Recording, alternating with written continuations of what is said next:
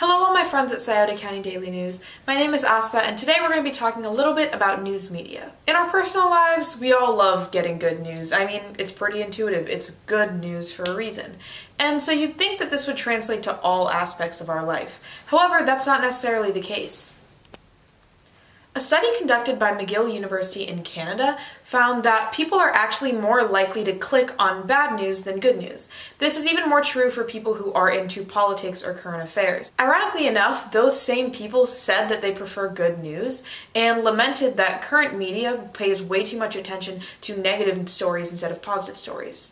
Several studies conducted around the world have shown one thing is true across culture. People just tend to click on bad news. But why is that? One thing is for sure, this is definitely indicative of negativity bias, which is our desire to hear and tendency to remember bad news. Simply put, our brains are just more sensitive to it. But where does this come from?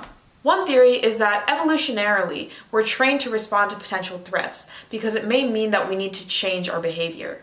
One study conducted showed that the human brain recognizes and responds quicker to negative words such as bomb or war than it did to positive words such as smile or baby.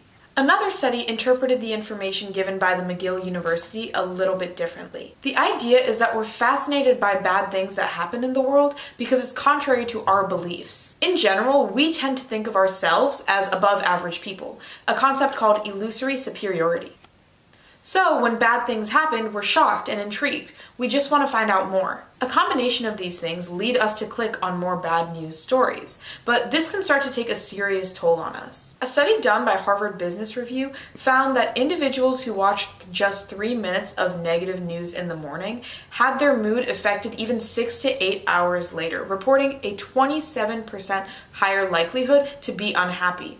Alternatively, positive starts to the day have been proven to boost productivity. Data collected at Nationwide found that when they started their day off with a huddle, highlighting positive news and rallying around each other, it showed a $300 million increase in their gross revenue. Intuitively, that makes sense. Bad news makes us feel bad, and then we perform poorly. So what now?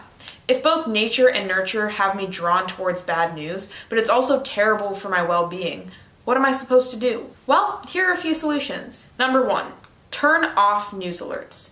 Breaking news is rarely good news. Instead of constantly being inundated with media, choose a time in the day to focus on reading the news or watching the news. And honestly, if something is really that breaking or important, it'll come around to you before your news notification does. Number 2, seek out positive news media. There are a ton of outlets that solely focus on bringing positive news. A few of my favorites are Good News Network and Positive.News. Starting out your day with these instead of the latest crisis or catastrophe has been proven to improve your mood. And lastly, monitor the content that you consumed. Let's face it, the world isn't all sunshine and rainbows. There is good and bad news, and if you want to be an informed world citizen, you have to be willing to look at both.